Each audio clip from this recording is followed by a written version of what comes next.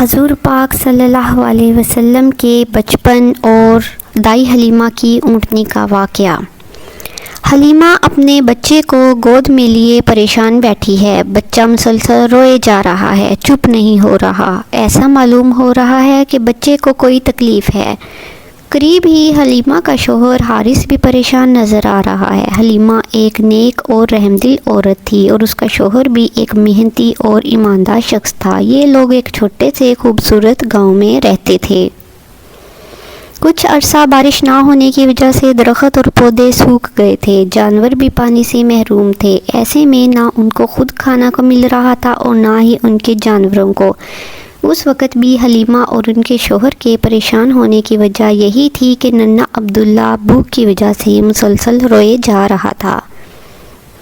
گھر میں جو اونٹنی تھی، بھوکی ہونے کی وجہ سے اس سے بھی ایک بوند دودھ حاصل نہیں ہو سکتا تھا۔ حارث کو پریشان دیکھ کر حلیمہ نے کہا، فکر نہ کریں، صبح ہم لوگ شہر جائیں گے اور کچھ نہ کچھ بندوبست ہو ہی جائے گا۔ وہاں کی روایت کے مطابق گاؤں کی عورتیں شہر جاتیں اور ایک ایک بچے کو گود لے لیتیں اور اسے اپنے ساتھ گاؤں لے آتی تھیں تاکہ گاؤں کی خالص غذا اور تازہ آب و ہوا میں پرورش کے ساتھ بچہ اپنی زبان پر مہارت حاصل کر لے۔ اگلی صبح حلیمہ نے سفر کے لیے اپنا سامان لیا اور ننھے عبداللہ کو گود میں لے کر اپنی سرمئی رنگ کی اونٹنی پر سوار ہو گئی۔ 10 خواتین اور مردوں پر مشتمل یہ قافلہ شہر کی طرف روانہ ہوا۔ حلیمہ کی اونٹنی بھوکی ہونے کی وجہ سے لاغر ہو گئی تھی اور اتنا آہستہ چل رہی تھی کہ قافلے والے کافی آگے نکل گئے، اور ہوا یوں کہ پہلے پہنچ جانے کی وجہ سے ساتھی عورتوں نے اپنے مطلب کے گھر تلاش کر لیے۔ حلیمہ کے پہنچتے پہنچتے صرف ایک بچہ رہ گیا تھا اور وہ ایک یتیم بچہ تھا جسے تمام خواتین نے نظر انداز کر دیا تھا، کیونکہ بچے کا باپ وفات پا چکا تھا۔ دادا عمر کے اس حصے میں تھے جو زیادہ زندہ رہنے کی امید نہ رکھتے تھے۔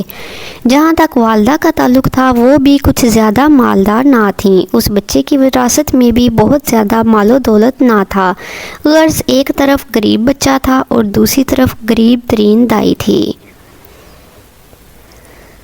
حلیمہ نے شوہر سے کہا، میں اس یتیم بچے کو ہی لے آتی ہوں۔ شوہر نے جواب دیا، جیسا چاہو کرو، کیا معلوم اللہ اس کے ذریعے ہی ہم پر رحمت نازل کر دے۔ حلیمہ اس وقت واپس بچے کے دادا کے پاس گئی اور ان سے بچے کو مانگا۔ دادا نے بچے کی والدہ کے پاس حلیمہ کو بھیج دیا۔ حلیمہ نے جب بچے کو دیکھا تو وہ عام بچوں سے زیادہ خوبصورت تھا۔ انہوں نے بچے کو گود میں لیا، اس کو پیار کیا اور گود میں لیے اپنی سواری کے پاس آ گئیں۔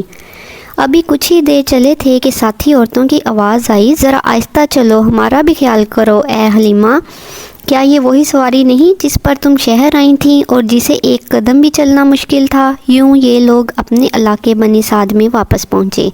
حلیمہ کے شوہر نے جب اپنی اونٹنی کو دیکھا تو اس کے تھان دودھ سے بھرے ہیں۔